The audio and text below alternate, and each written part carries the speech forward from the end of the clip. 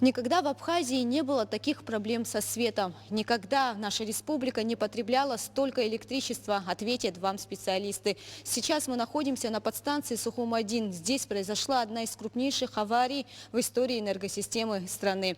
Вот это новое оборудование, установили его совсем недавно. Вот вы видите цифры. То, что горит красным, это означает, что нагрузка немного превышена.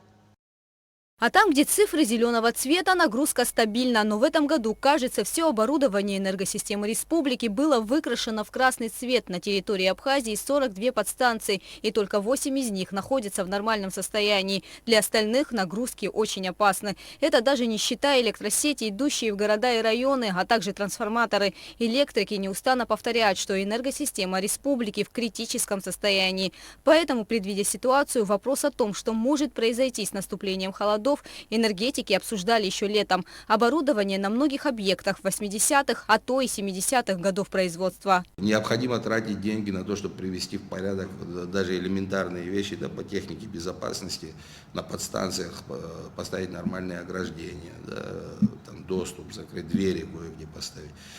Это все накапливалось годами. Несмотря на все усилия, избежать графика веерных отключений в этом году, как и прежде, не удалось. С 15 ноября свет выключали 3 раза в сутки по 2 часа. Но такой режим действовал недолго. За 10 дней график отключений удалось сократить на 2 часа, затем еще на 4. Были и внеплановые отключения, связанные с перегруженностью сетей. Вообще у предприятия год выдался тяжелый изначально, потому что пандемия, как и на всех других отраслях и на энергетике, сказалось в том плане, что не было поступлений. К июлю месяцу здесь был практически нулевой счет. Вот представьте, да, мы где-то в 20-х числах приступили к работе. 1 числа, в первых числах нам надо было выплачивать зарплату и по сметам районам и так далее. Текущие расходы, только текущие расходы, порядка 23-24 миллионов рублей. Это как минимум. В связи с перегруженностью сети участились аварии на подстанциях и воздушных линиях. Звуки сирены в диспетчерской Черноморэнерго, знаменующие об отключении электричества в каком-то из районов, в этом году практически не умолкали. Вся ответственность за происходящее была возложена на майнеров, добытчиков криптовалюты. В это же время вышло постановление правительства о мерах по регулированию деятельности по добыче криптовалют. Была создана рабочая группа из сотрудников МВД совместно с представителями районных учреждений энергосбыта. За время рейдовых мероприятий силовиками было обесточено немалое количество криптоферм. Ничего плохого в самом майнинге нет. Просто наша энергосистема не может дать столько энергии, сколько сегодня мы стараемся потребить.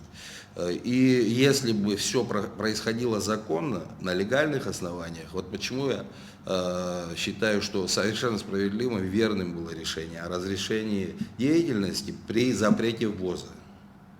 Потому что те, кто хотел работать в правовом поле, с учетом тех условий, которые выдаст наш технический совет, с учетом того же допустимых нагрузок, оплачивая необходимые платежи за электроэнергию, да, чтобы тоже предприятие могло как-то решать свои хотя бы повседневные вопросы. Мы могли бы еще как-то, да, вот эти нагрузки перераспределить, чтобы это было не в ущерб. Но когда это происходит, что это майнер будет, да, что это человек, который имеет трехфазный ток в жилом доме и при этом не получил тех условий, да, это все лишняя нагрузка, это очень серьезная нагрузка на серьезно изношенную энергосистему Абхазии. По словам Михаила Логуа, к людям должно прийти понимание, что если не сохранить энергосистему, то заниматься добычей криптовалют на территории Абхазии станет невозможным. И уже не важно, легально или нелегально. Несмотря на отключение и опломбирование криптофермы, некоторые добытчики криптовалюты старались подключиться повторно, так как соблазн продолжить свой бизнес велик. Курс биткоина в последнее время стремительно растет. Трудно человеку, говорят, очень высокий курс, да, вот как он называется, биткоин. Да. Очень высокий, он еще на нашу голову ко всему и поднялся. Да? И, наверное, трудно человеку устоять от соблазна. В дополнение ко всем мерам, принятым по борьбе с добычей криптовалют на территории Абхазии, совсем недавно вышел приказ председателя Государственного комитета Абхазии по связям, массовым коммуникациям и цифровому развитию Беслана Халваш о введении ограничений, связанных с деятельностью по добыче криптовалют. До 1 июня 2021 года в информационно-телекоммуникационной сети интернет абонентам временно ограничены возможности использования перечня доменных имен, указателей страниц сайтов и сетевых адресов, позволяющих осуществлять деятельность по добыче криптовалют. Операторам связи поручено провести необходимые технические мероприятия по блокировке доменных имен, указателей страниц сайтов в интернете. Для майнера как свет нужен, так и интернет. Я очень хочу поблагодарить и Беслана Викторовича, и всех операторов связи. Мы встречались, мы общались, и они с пониманием отнеслись к тому, что вот они встали рядом с нами по-настоящему в той работе, чтобы вот этот Новый год. И вообще я надеюсь, что эта работа наша совместная продолжится. Огромная заслуга операторов сотовой связи в том, что вот сегодня нам удалось, вот вчера, например, у нас отключений практически не было, позавчера их уже было меньше, вчера практически не было. Надеемся, что и сегодня, и на Новый год мы сумеем сделать так, чтобы все наши люди имели хорошее энергоснабжение в домах. На сегодняшний день нам удалось за счет банковского кредита в какой-то степени пополнить оперативный склад с таким минимально необходимым запасом. Ну, по крайней мере, сегодня мы уже можем реагировать на какие-то аварии, на какие-то вещи.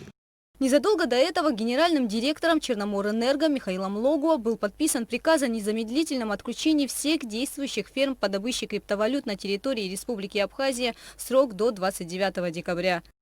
Люди на местах, насколько смогли, отработали, и нагрузки стали более-менее приемлемыми, так скажем. Ну а когда подключились еще и операторы сотовой связи, вот сегодня мы будем анализировать, и вечером мы сопоставим цифры вчерашние с сегодняшними, я думаю, результат будет довольно серьезный. Но, повторюсь, это такая повседневная работа. Что у нас, что у операторов связи. Вот мы его сегодня там отрезали, он нашел где-то другое место. Да. Я говорю, опять-таки, вот в этом приказе всех смутило слово «незаконных».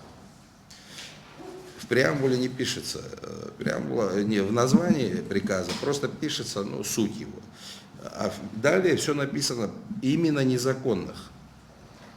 Ни одного человека пока в Абхазии, другое дело, что ни один человек пока в Абхазии не может на законном основании этим заниматься. По одной простой причине, что даже те люди, которые подали к нам заявление и чьи материалы находятся у нас на рассмотрении, ни с одним из них пока договор не подписан. Одна из крупнейших аварий в истории энергосистемы страны, как говорят специалисты, произошла в 2020 году на подстанции Сухум-1. Электрики сутками не покидали объект. По словам Михаила Логуа, все эти сложности объединили лучших энергетиков страны. Я считаю одним из наших самых больших достижений за время этой работы, что нам удалось вот здесь собрать практически всех, кто есть в Абхазии, и всех лучших энергетиков, которые есть в Абхазии. И вот Резу Платонович, например, он тоже дистанционно, периодически мы на связи, помогает и советами, и делами. Поэтому как бы объединить энергетиков вокруг того, что мы должны все-таки, несмотря на все сложности, несмотря на то, что в таком ужасном состоянии находится эта система, понимание того, что мы как единый коллектив, мы должны все это спасти, вытащить, сохранить, несмотря ни на что.